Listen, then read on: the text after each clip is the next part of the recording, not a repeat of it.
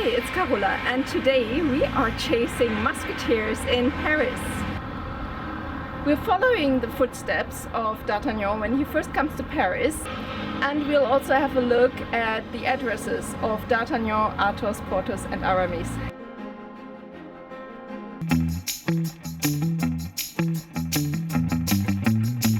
I took my camera all over Paris to find the places, and luckily I had a bit of help because someone had made a Google map to point out certain locations already. This chamber was a sort of garret situated in the Rue de Fossoyeurs near the Luxembourg. You can't find the Rue de Fossoyeurs on the Paris map, but Wikipedia is helping. In the article about the Rue Servandoni, it says from 1620 onwards it took the name Rue de Fossoyeurs. Later, D'Artagnan's landlord says he is a retired mercer and lives in Rue de Fossoyeurs number 14. D'Artagnan mentions the corridor right below his apartment on the first floor. Athos dwelt in the Rue Ferou, within 2 steps of the Luxembourg. His apartment consisted of 2 small chambers, very nicely fitted up in a furnished house, the hostess of which, still young and still really handsome, cast tender glances uselessly at him. Within 2 steps of the Luxembourg.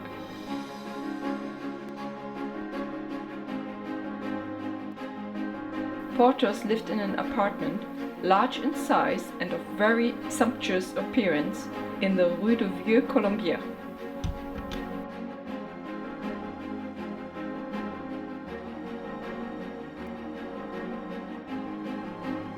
Number 25 in the Rue de Vaugirard.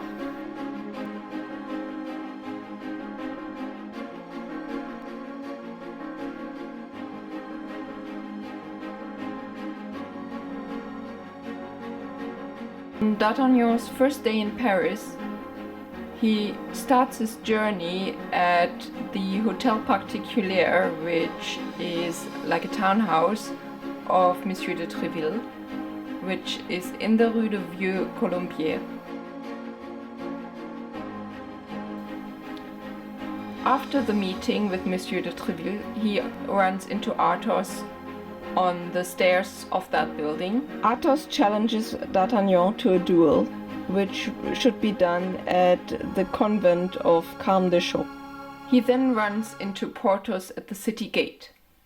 Now, the city gate isn't specified, but if you look on this medieval map, then the Porte de Bussy is the most likely. So this is where he ran into Porthos. But at the street gate, Porthos was talking with a soldier on guard. Between the 2 talkers, there was just enough room for a man to pass.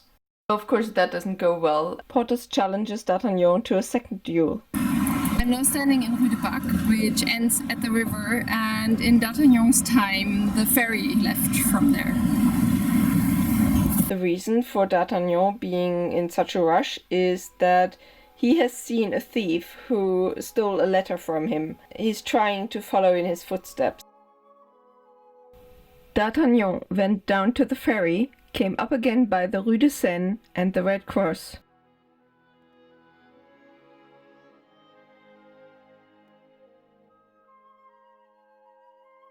D'Artagnan has arrived within a few steps of the Hôtel d'Aiguillon, and in front of that hotel perceived Aramis.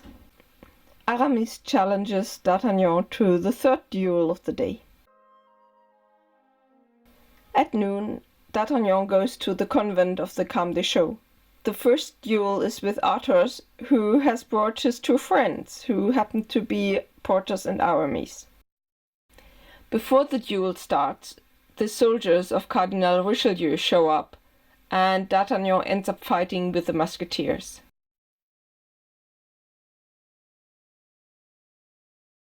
It's a few days later now, and I have just finished editing, and I want to share with you all the difficulties I had finding that place.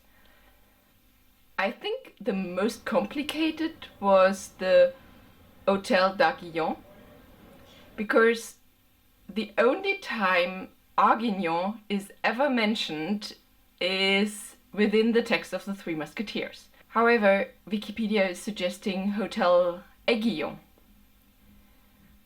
which is, I mean, I haven't seen the original text, so maybe the way he puts his eyes could be construed as an R. Next issue. There is that sad Hotel Arguillon in 33 Rue de Verneuil, which you've seen in the video, except it wasn't built in 1625 when the Musketeers are playing. Then I thought, well, maybe he isn't talking about that place that wasn't built in 1625. So maybe he was talking about the real place where the real Richelieu lived. But the place where Richelieu lived is Place de Bosque, and that is far, far away outside from the story. So in the end I just went with 33 Rue de Verneuil. It works, and it is a fictional story anyways. So the second thing, why did he place the Musketeers in the Rue de Vieux Colombière when the real Musketeers, so a group of Musketeers who had Monsieur de Treville as a leader, was actually not there because they were kind of in the Rue de Bac. The real D'Artagnan wasn't 18 in 1625, he lived a little bit later. So we have to keep in mind this is the fictional story. And well, the last bit, which is really funny, come to think of it. So by now we know that Louis XIII of France was probably gay. And we know that James I of England was probably gay. James I of England had a favorite called George Villiers, and he called him angel-like or godlike and beautiful, and he bestowed the title Duke of Buckingham unto him.